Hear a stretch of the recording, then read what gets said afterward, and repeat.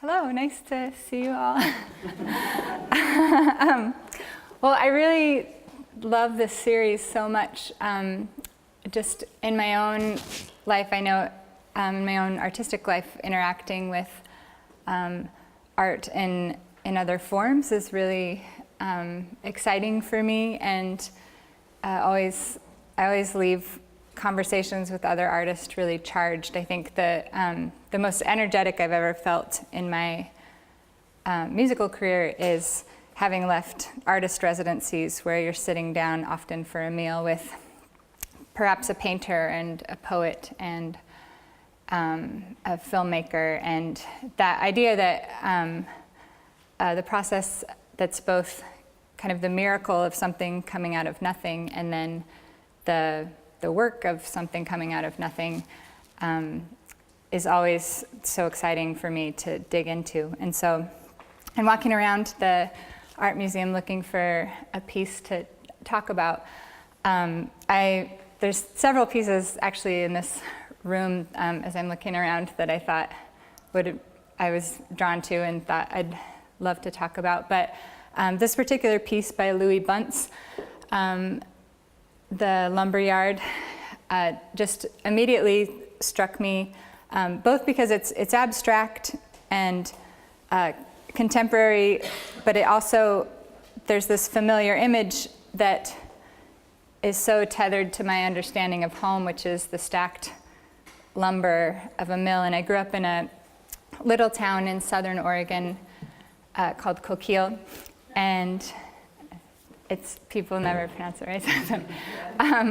And so much of my early years was just driving by people stacking big logs and logs moving through machines and big mountains of wood chips. And so much of my understanding of growing up in Oregon is that particular scene. And so I recognized it right away, even though it's somewhat abstract as it is representational.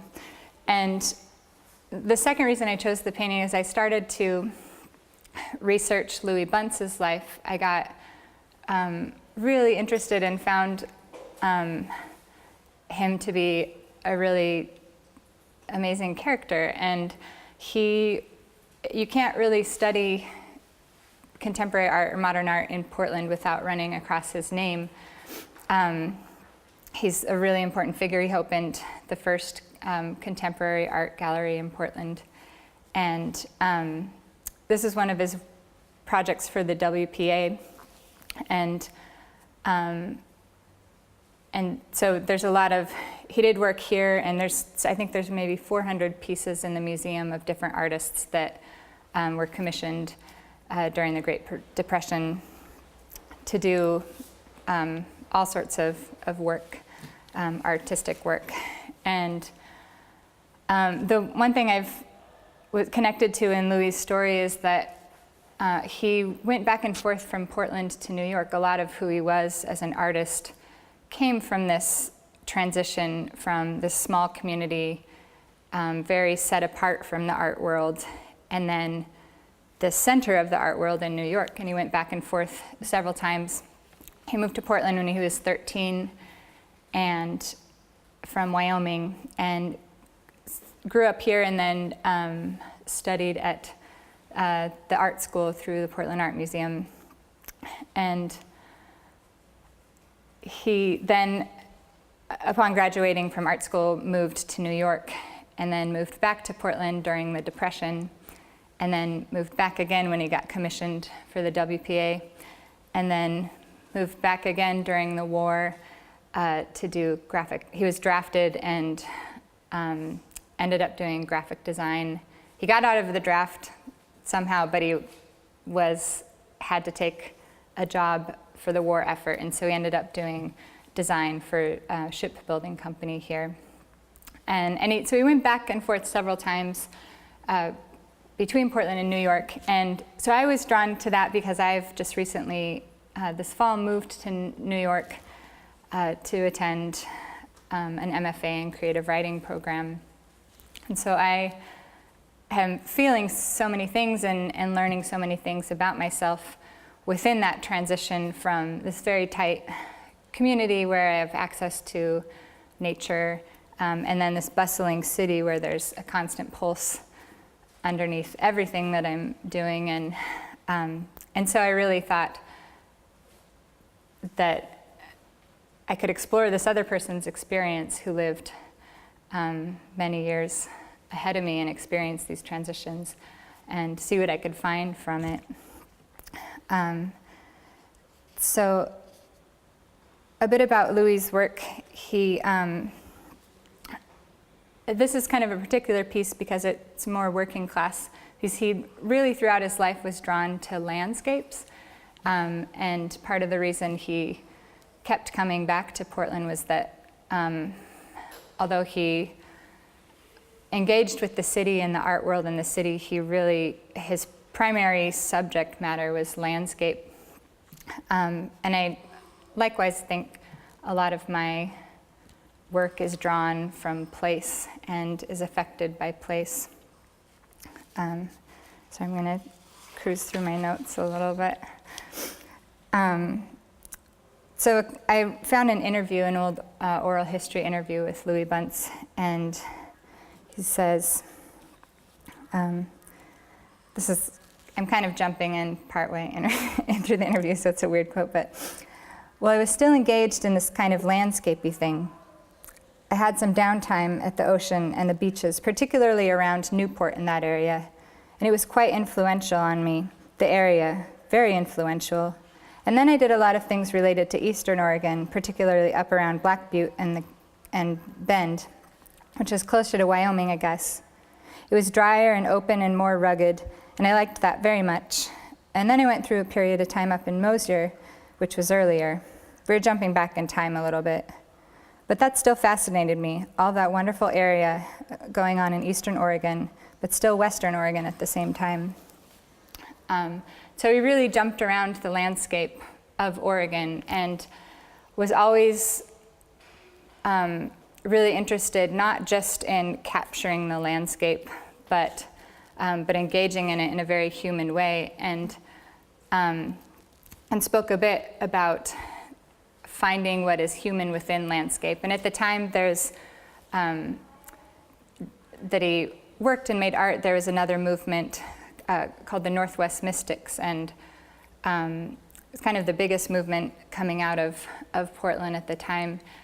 And Louie set himself apart from that other movement because he didn't want to simply capture landscape and kind of hole up and engage with only landscape. He wanted to really connect with human form and see his own reflection in it.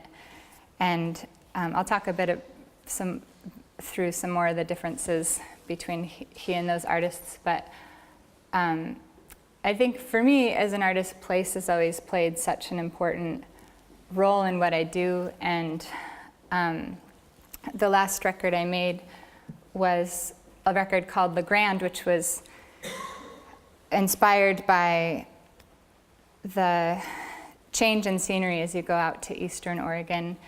And not only lyrically, because there's just different, working with words, there's just different images. There's more dust, there's pines instead of Douglas fir trees. There's just a whole new set of words to use, and a whole new set of shapes to engage with. And I found that in exploring this other part of the state, I really kind of saw my own reflection within this place, and both in the landscape and also the history. The eastern part of the state, La Grande specifically, was a part of the Oregon Trail, and I saw all these layers of history coming through, and both these triumphs and these tragedies of people moving forward in their lives. And at the time I was really thinking about myself and my own movement forward, and so somehow this place gave me a way of exploring my own triumphs, my own missteps, my own experience of grief as a part of moving forward as a person and an artist. And I may not have really discovered those things about myself without really changing scenery and having this form to work with. And besides lyrics and subject matter, also just sonically, I felt inspired. Being in Portland, you're always surrounded by trees, and there's always this kind of built-in intimacy, because you're never, there's always something kind of within the bounds of your vision. And out in the eastern part of the state, you can just see for miles and miles, and the clouds, it's not just one cloud kind of pressing down, it's many clouds moving swiftly across the landscape. And so sonically, just having that open space, I felt like, well, I don't want to just whisper, I want to shout things, and I want to project my voice into that space, all this open space. And so I changed the way I sang, and I changed the way I treated my voice and the sounds on the record, because of that feeling of wanting to project across, wanting to fill a space. And it felt really freeing in this way, and I think I've always, as a songwriter, I've always really cared deeply about intimacy, and I think in that process I found that there's almost two ways of having intimacy. I mean, there's probably many, many ways of having intimacy, but there's the kind of intimacy that's closeness, that you're like whispering in the person next to you's ear, and a lot of my work has been like that. But then there's this other kind of intimacy of just witnessing someone being free, maybe within an open space, and I felt like that was something I was able to explore in shifting landscape. And now living in New York, there's a whole new set of angles and colors and language to work with, and I think there so much of my time is spent within my mind, exploring the contours of intellect, and specifically being in school, but also I think New York has that, exploring the contours and the shapes of the human mind, and working with ideas. And then there's another type of intimacy within living in the city, and that's just this experience of sharing space with people. So it's perhaps 100 tiny intimacies throughout your day with strangers, of just sharing space, and there's so much in that that's really new for me, and terrifying and exciting, and I feel like I'm exploring that in the work I'm making right now.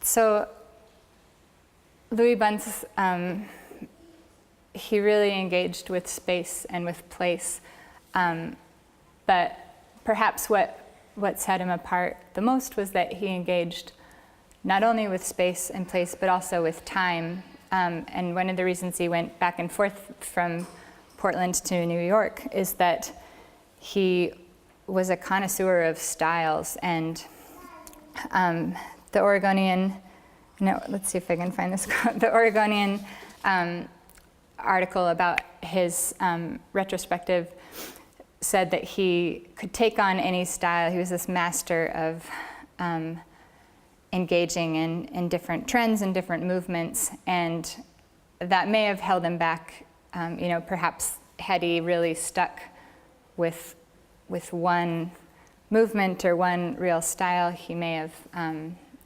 It's possible he'd be more known today, but he was someone that just engaged with time, what was happening in time, and so he would go to New York and really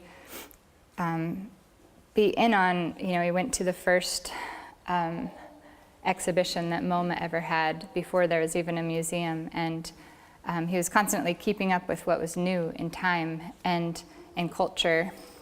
And then he would come back to Portland and take all of that and connect with the landscape and connect with place. And Portland at the time, before he opened his gallery, the only place for artists to show their work were the restaurants near the museum. And so someone would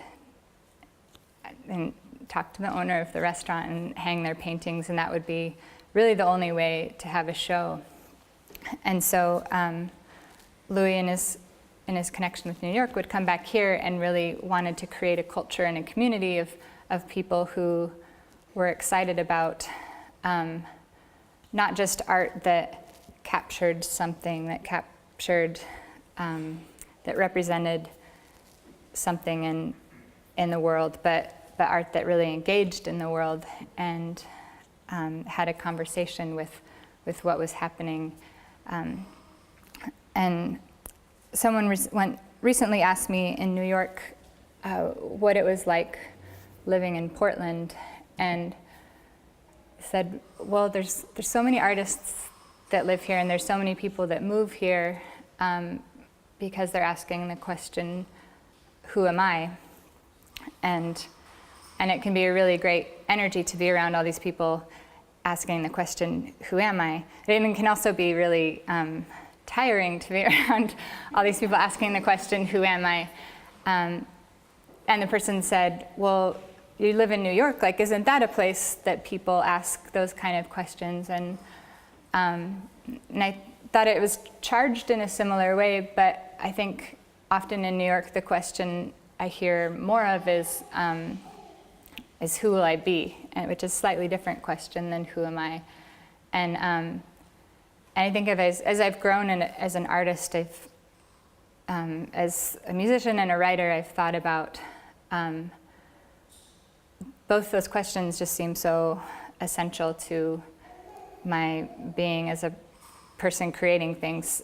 So much of the time I really have to be in place and be an observer of the world. And anytime I'm talking to get to give talks to high school kids, the main thing I tell them is to be collectors and be observers of the world.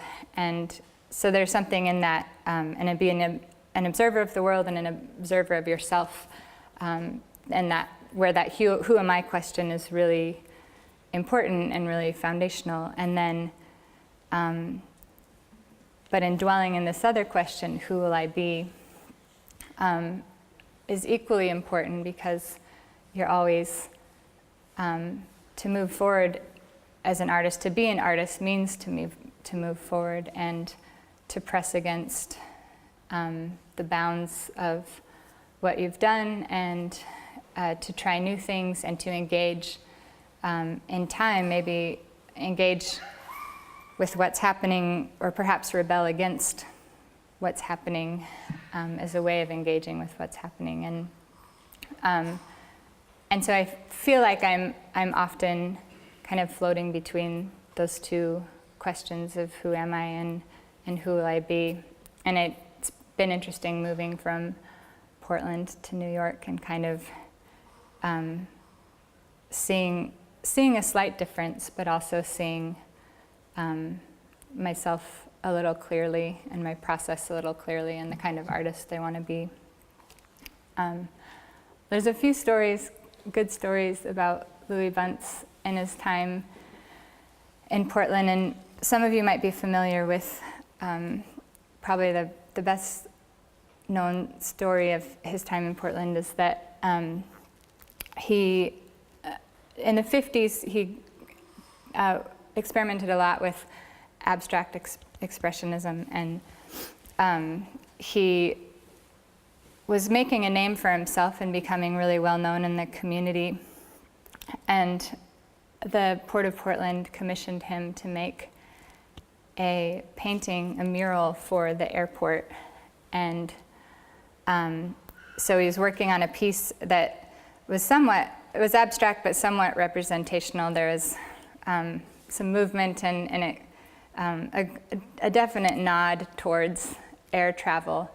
But at the time, abstract art was just so unknown here, and so they came to see this piece he was making and took slides of it, and the Port of Portland was like really worried, like they got there and were like, what is this?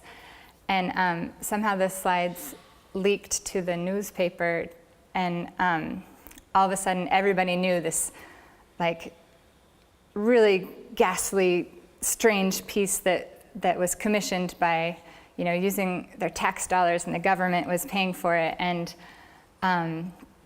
so Louie started to get, after the pictures of his mural got leaked, he got hate mail, and people were throwing trash on his yard. and he was accused. Many people said it was a big communist plot, this abstract painting for the airport. And but he had enough support eventually. It went through, and it's still hanging at the airport, I believe, above Coffee People.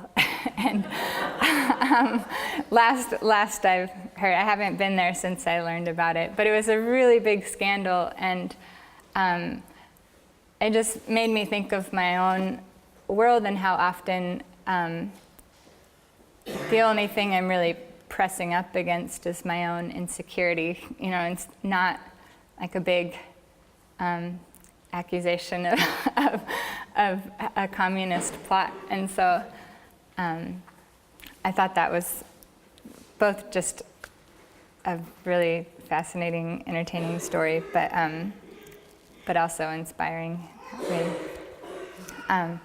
So Lee Kelly, who's a sculptor in town, wonderful man, I've gone to see his home and work. He said something about Louie. He said, he is always learning, always investigating.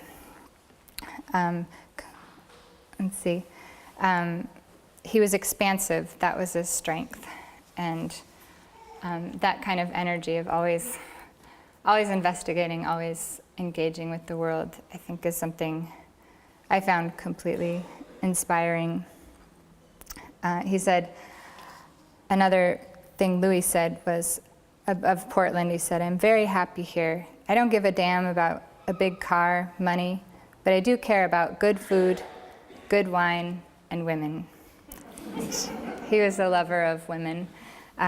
But he also, of the Portland, now Portland tradition of loving good food and wine, he seemed to have fit in.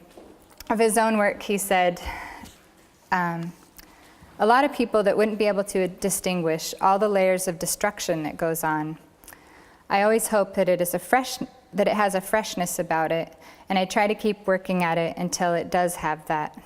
I have to scrap a lot of stuff, rip it up, or scrape it off the canvas. It's kind of a wonderful experience. In my program this year, we've gotten to sit down with many great authors. It's a fiction program, and so much, we tend to ask the same questions every time, and I think the person that put it best, one of the questions we always ask is, how do you know when something's working? And Philip Roth came to our class. We had the great honor of getting to chat with him, and he said, well, you write pages and pages and pages and hundreds of pages, and then every so often a light goes on, which I thought was the most wonderful, true quote about writing that I heard all semester. And he said, often I'm just going until I find something that's alive, and I don't know how to describe what's alive, but you just know and you find it. And in looking at Louie's life, I felt like he had a similar quest for finding the alive. He was always out to find what was alive, and whether he had to destroy it or rip it up or paint over it, that was okay because it was all about searching for aliveness. And there's one other great story I'll share, and then I'm going to try something. So I was really thankful to get to stop in and visit the Laura Russo Gallery, and they represent Louie's work, and they're, Martha and Diane there were just so generous in taking me through his story and showing me articles. And one of the things that Martha wanted me to know is that Louie was a great lover of music, and that she had left, but then she told Diane, like, to tell me, make sure I knew that Louie was a great lover of music. And she told the story of, I think it was on TV, but he painted live to a jazz band at one point, and he really loved jazz. And he didn't do it often, but he did a performance where he painted as a jazz band played to see what would come of it. And then there's an audience there, and I guess at the very end, when the painting looked almost completely finished, he took a tub of black paint and he splashed that and covered the whole thing with black paint, and the audience gasped, and it was another great story of a really lively character. So I thought I would finish by doing a little musical piece responding to this painting, The Lumberyard. It could go terribly wrong, and in that case, we'll edit the video so that the talk ends here. So I found I got a field recording of an actual lumberyard, so that will be part of the piece. And I'll take a sip of water back here so it's not on camera.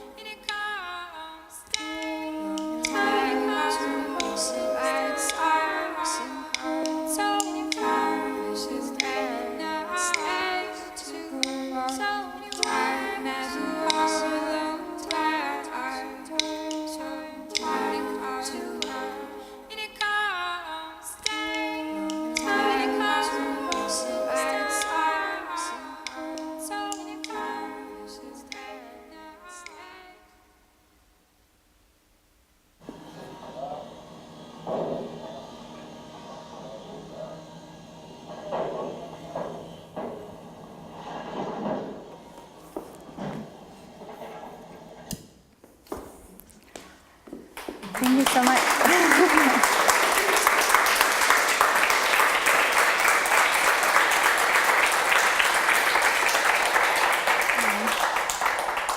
Well, if anyone wants to chat, I have lots of notes that I didn't even get to. So, I'm looking forward to hanging out and having some wine and snacks with you guys. Thank you. Thanks, Betsy. Thank you.